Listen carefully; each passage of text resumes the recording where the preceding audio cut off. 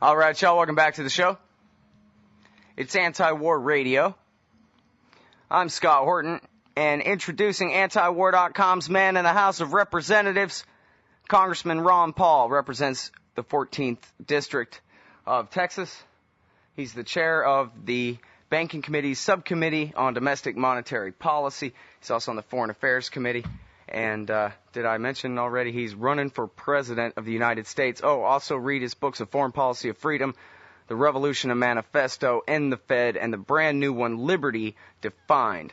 Welcome back to the show, Ron. How are you doing? Thank you, Scott. Good to be with you. I'm very happy to have you here. Big doings in the House of Representatives this morning. I have to tell you, I'm beside myself. I can't believe the debate about war going on in the Congress right now. Give us an update. Well, there are two resolutions on the floor. We'll be voting shortly.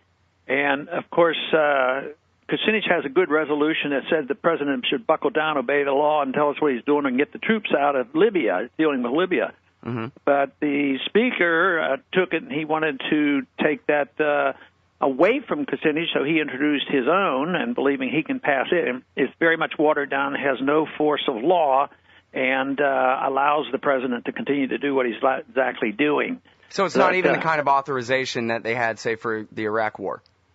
Yes. So Obama, I mean, I and you and everybody else complained about the Iraq War and the lack of necessity to go into that in the way they did, and it wasn't a declaration of war, but at least the president did come and got some type of authority, where under these circumstances in Libya, he just has gone in, he's flaunted it, he said he got the authority from the United Nations. It's very, very bad, and if the House doesn't do anything, and the Senate, of course, should too, it's a very, very bad precedent. And it's an unusual coalition that we built here. Some very, very conservative, hawkish Republicans are supporting us and saying, look, enough is enough. That presidents are going too far, and we should exert our authority and our responsibility. So it's a healthy redirection for the Congress instead of just sitting back. And hopefully the Kucinich amendment would pass, but it's going to be close. Mm-hmm. Well, if I understand it right, when they pulled the Kucinich bill because they thought it might pass, and then Brad Sherman succeeded in proposing, or didn't succeed, but he proposed a resolution or an amendment to the Homeland Security bill that basically said more or less the same thing. I think it wasn't as strong language as the Kucinich bill, and that amendment only failed by 5 votes. And I was talking with Eric Garris about it, and he said the parties were pretty much split 50-50, the Republicans and the Democrats. There's a big shift in sentiment. Your website must be catching on. A lot of people must be reading it. So I sure hope that's right. Antiwar.com/Paul, everybody. Yeah.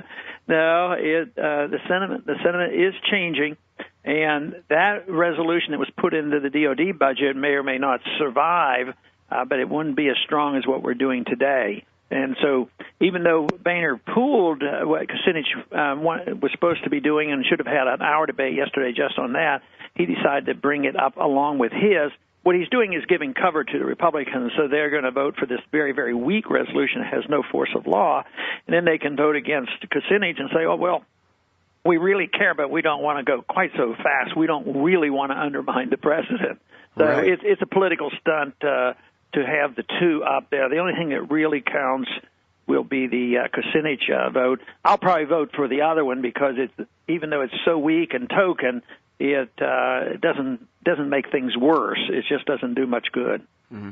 And now I interviewed Seymour Hersh the other day about his new piece in the New Yorker magazine where he reveals that the 2011 update National Intelligence Estimate on Iran's nuclear program confirms, after 4 more years of intelligence, the conclusion of the NIE from 2007, and that is that there is not a nuclear weapons program in Iran, that they have not made the decision to start one. The last they even were looking at paperwork along the lines was in 2003, and the White House said they're rolling their eyes about it, was the best debunking they'd had. But I wonder if there's any way, when they came out with the NIE in 2007, Bush and Cheney ordered the declassification of the summary. It turned out to be against their best interest to do so at the time. But I wonder if there's anything you can do on the Foreign Affairs Committee to push for the release of at least a declassified summary of the new 2011 NIE on Iran's nuclear program.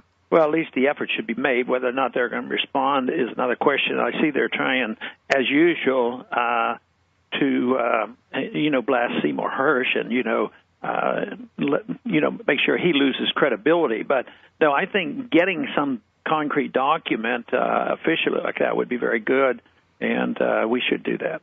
Yeah, it's funny, they try to attack Hersh, but they don't attack the central premise of the article, which is the NIE is done. And all 17 now, apparently, intelligence agencies agreed unanimously on its conclusion, and that it's the same one as before.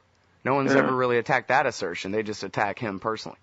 Yeah, but I guess the various countries involved probably haven't endorsed it yet, and our neocons haven't endorsed it. So, but whether or not they're as powerful as they were in the Bush administration, where they could, do like Cheney did, just squelch those things, I don't know. Let's hope we can get that information out. And do you because think... at least I think at least we can start quoting that and saying, well, why don't we? That's in the public domain now. Mm-hmm. Well, now I don't know exactly how it works with the intelligence committees and the oversight committees and the foreign affairs committee, but would that be within your jurisdiction to subpoena that document somehow? Yes, but it's not going to happen because the speaker and the chairman of the committee controls the subpoenas. Mm-hmm. So unless you had a truly anti-war coalition in the Congress where they really were determined, then a subpoena might be issued, and then they would have to, of course, say that they would say, oh, well, too much top secret in there, then they go through all those shenanigans. But right. the sentiment here in the Congress to demand that is not that strong. Mm-hmm. All right, and now on the issue of, actually, let's stick with foreign policy for a second. There was a vote about a week ago on Afghanistan that also came very close. I wonder if, you think there's a real sea change going on where this anti-war sentiment in the country is finally getting through to the House of Representatives? Is it just political games, or what is it? It isn't that the House of Representatives are all of a sudden enlightened, but the people become enlightened and they send this message. So they're reflecting what they're hearing in their districts. And I would say that this may change the whole nature of this presidential primary race now, not only in the foreign policy, but on the monetary policy and the huge debt and those problems. The discussions are completely different. I think the views that so many of us have expressed for so long are much more credible now than they ever were. I don't think they'll be able to dismiss the contentions that we have about, the stupidity of our foreign policy and how dangerous our monetary policy is. Mm-hmm. Well, and, it's just next month that Obama said would be the beginning of the end of the surge in Afghanistan, the beginning of the drawdown. And I guess probably a lot depends politically on whether that happens on the ground. Yeah, and I don't have much faith in that. It's sort of like, it's all over in Iraq, and you're just about ready to come home, and then all of a sudden you hear how many more people were killed and what's happening to the Christians and why it's a haven now for Al Qaeda when it wasn't under Saddam Hussein. Mm-hmm. So they wouldn't build those embassies and those bases if they actually want to go home or plan to go home.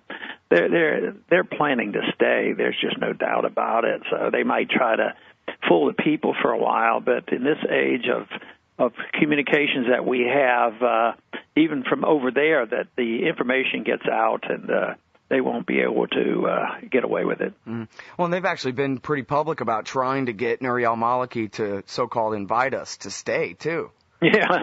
They haven't made much of a secret about it. Please invite us. And if you don't, we'll take all your money away from you. Right. Yeah, exactly. All right, and now this is extremely important, but, on this show, Foreign Policy First, but I was amazed to see this clip from your hearing on the Monetary Policy Committee, where I believe the bureaucrat from the Fed, confirmed to you that 88% of the Fed's bailout money went to foreign banks? Is that right, Congressman? Well, not the whole thing, but there was one particular at the height of the bailout. Those several weeks it was really going. And in one of the programs that they had, 88% did in a shorter period of time, but it was a lot. Overall, it was more like $3 trillion. Amazing. That went. But the other thing was the one section that I dealt with was 370 pages. Of course, there's 29,000 pages. It's called the dump. But out of those 327 pages, 80% of everything was blackened out, is redacted, and we couldn't even read it. So we got after that with a little bit. He claimed that if we were specific and made those requests, that they'd send it to us. I said, well, why don't you just send the whole thing? Let us read the whole program. Yeah, well, don't hold your breath for that one, I guess. Yeah. All right, well, listen, I know you've got to go and vote for peace, so I want to thank you very much for your time on the show, as always. Okay, Scott. Good to talk to you. All right, everybody, that is the heroic Congressman Ron Paul. He's running for President of the United States. He wrote the book Liberty Defined, A Foreign Policy of Freedom, The Revolution, A Manifesto, and the Fed, and a bunch more before that, The Case for Gold, and Economic Prosperity, and Against the Police State, and all kinds of wonderful things. Check him out at LouRockwell.com, original.antiwar.com/Paul as well. And we'll be right back after this.